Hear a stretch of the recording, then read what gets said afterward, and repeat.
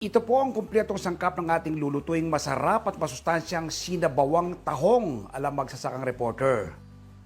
Siyempre po yung ating bida, ating bagong harvest na malunggay.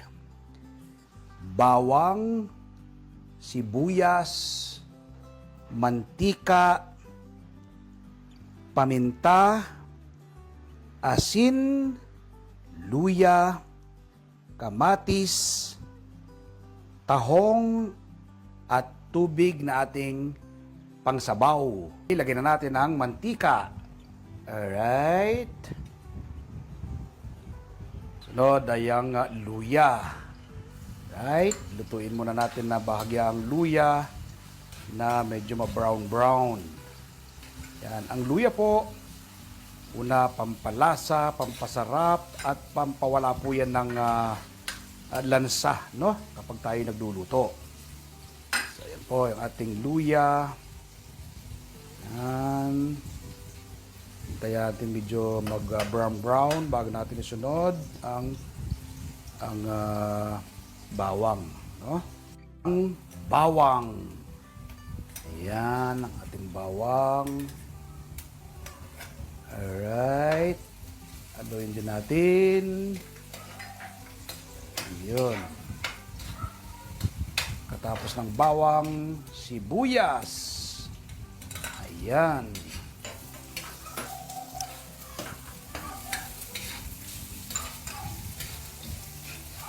Lutuin natin ang bahagya.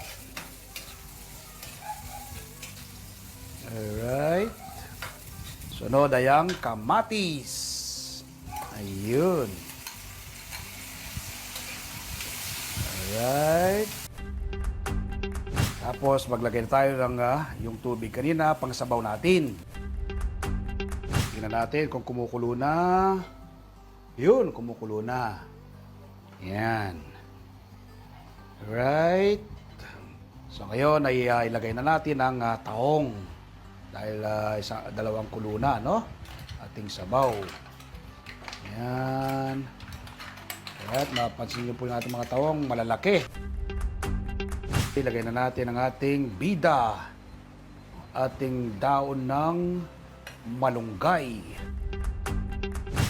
Ayan, pwede na yan. Ano? Ito na po yung ating bagong lutong sinabawang tahong with malunggay alam magsasaka reporter. Yan, no? Itsura pa lang po ay katakam-takam na. Yan. So ngayon ay titikman po natin kung gaano kasarap, ano? Itong ating ulam ngayong araw na ito na ibinahagi ko po sa inyo. Sinabawang tahong with malunggay alam magsasakang reporter. Upo tayo. Pero lalagyan natin ng malunggay, ano? Papatneran natin to ng siyempre mainit na kanin. Mainit na kanin, bagong saing na kanin. Tapos with matching malamig na tubig. Malaki po yung ating tahong na nabili, no? Lagyan natin ng sabaw. Yan. Natin. Oh, wow, mataba po yung tahong, oh. Mataba yung ating tahong. Yan.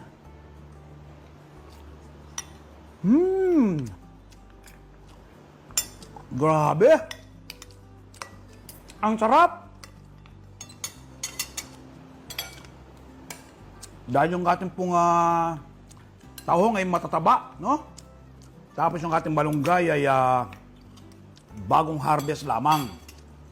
Kaya naman napaka healthy nito, ha? Lagyan natin ng malunggay pa. Malunggay at sabaw. Yan. Tin.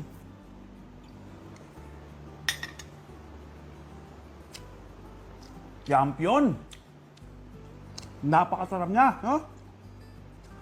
Dahil yung malunggay natin, apok lang siya, no? Malatang malasa. At yung ating tahong matataba. Talaga naman. Panalo. From garden to table.